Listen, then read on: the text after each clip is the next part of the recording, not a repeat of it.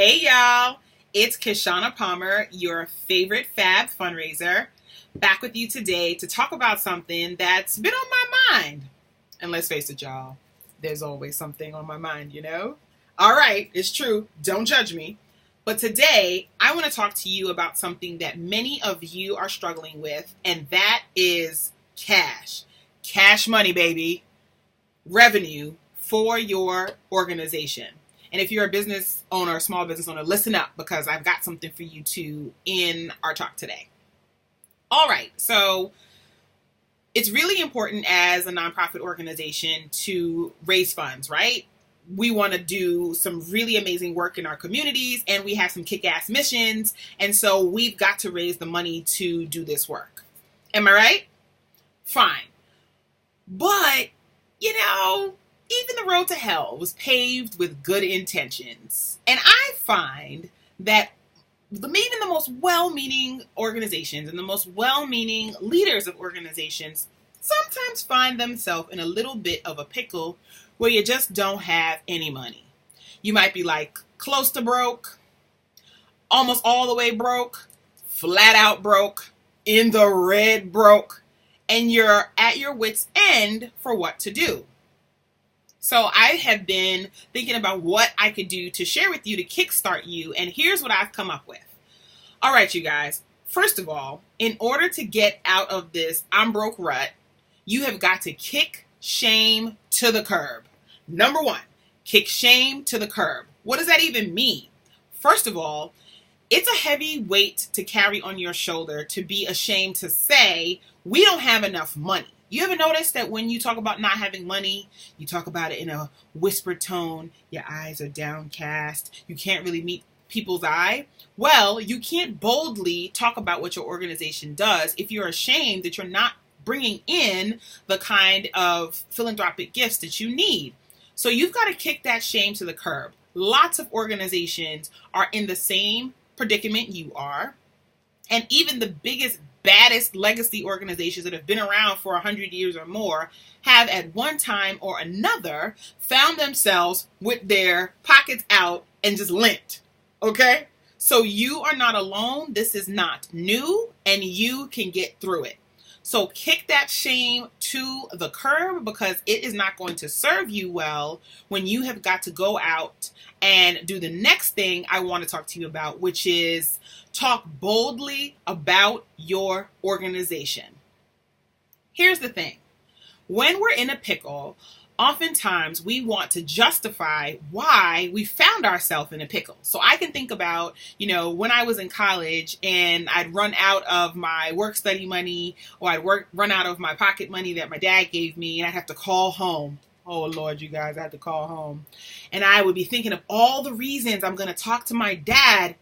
He can be scary, you guys, okay? About why I needed to get more money in my bank account. Oh, gosh, Dad, because it was a really hard week. And then I had to go back and forth between work study and campus. And then I had to do this or that. I mean, the reasons are just insurmountable. You're so apologetic in asking for help. But you have got to be bold when you want to invite people into facing your challenge and your financial challenge as an organization head on. So what you've got to do is look out the window with your shades on, folks, not in that rearview mirror. So if you imagine if you were driving a car, you put that top down, the breeze is blowing, you are enjoying the day, full speed ahead, off to your next adventure. You are not driving timidly down the road, looking behind you, looking cautiously from side view mirror to side view mirror at all. You have to enroll people into your vision, which is forward looking, and not into the current challenges you have and the past that got you there. Now, does that mean that you have to pretend like you don't have problems or that this just magically happened? No, not saying that at all. What I'm saying is people want to invest in winning things. It's human nature. We want to invest with winners. We want to roll with the winners. We want to just be in the winner's circle.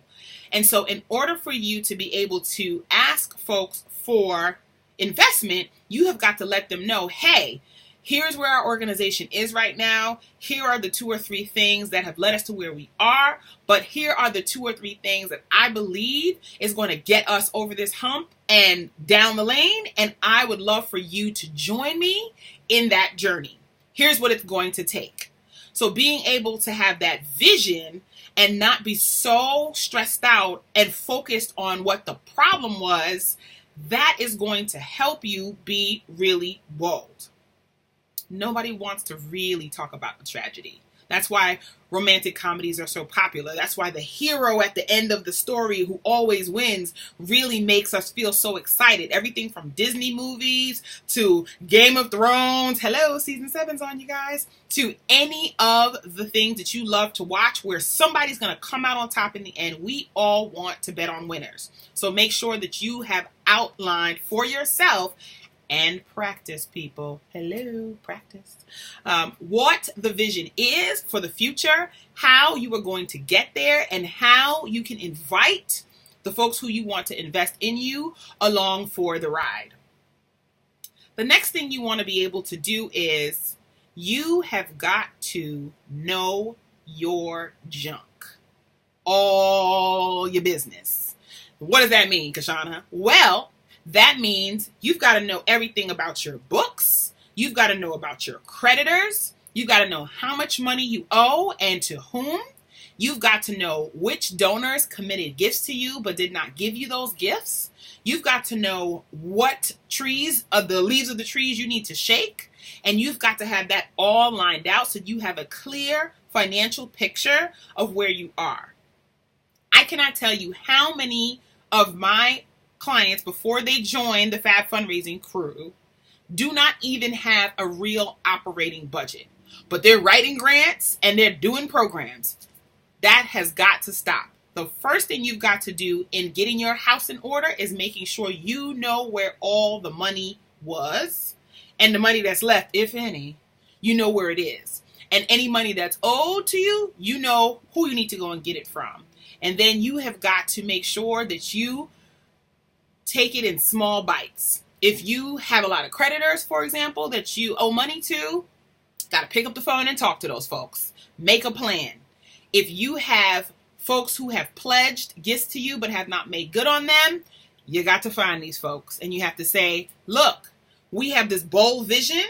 We are raring to go. Here is what it's going to take, and your commitment to us is a critical component to making sure that we rock our mission. Will you join us? You've got to invite people into that. You don't have to beat them over the head and make them feel crazy for not giving you the money they promised, because they know they're trifling, okay? They know. But you do have to make sure that you continue to articulate the vision and the case for the important work you're doing as an organization. Super, super important to make sure you know your books. How many employees? Who's going where? Volunteer hours. All the things. You have got to know that top to bottom. And then the last thing I want to leave with you is, when you don't have any money, what have you got to lose? I know you're sitting in your desk right now looking like, what is Kishshana talking about again? Listen, folks, when your back is against the wall, you have got to get bold, bold, bold. So you see how I said get bold with your vision? You've got to get bold with your asking. Don't ask for these nickel and dime gifts. Make sure that when you have a clearly articulated vision of where you're going to go and how your donors can join you on that journey, that you ask big and you make the case for why it's so important for them to co-create with you on that journey. What have you got to lose? The answer is always no if you don't ask. So ask boldly. All right, y'all. So if your money is funny and your change is strange, here are the 4 things that you need to do. So here's Kishshana's recap. Number 1, kick shame to the curb.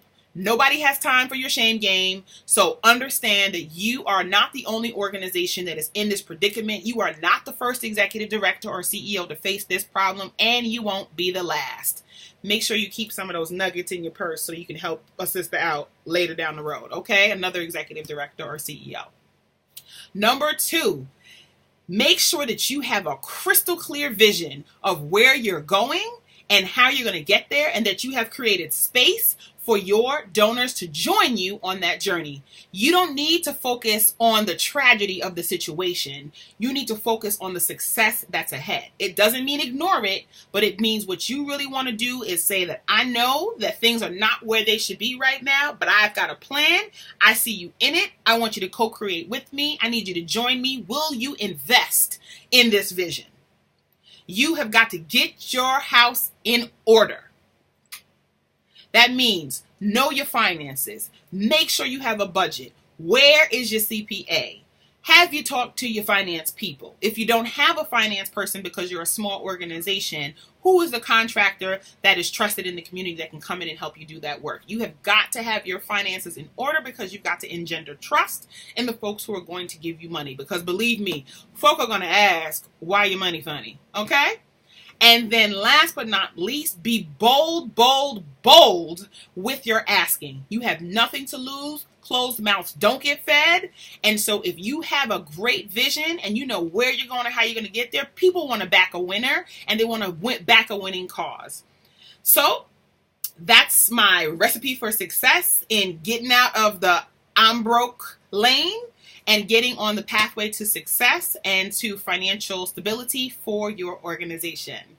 You can find out more about this and other ways to make sure your organization is growing and is on the road to success in my new course, 501c Profit. This is how to start and grow your nonprofit for folks who have not hit the lotto, hello, and are not independently wealthy. You can find out more about that at www.501cprofit.com, and make sure you subscribe so that you can see more of my videos and tips, and I will see you again soon. Thanks, y'all. Have a great one.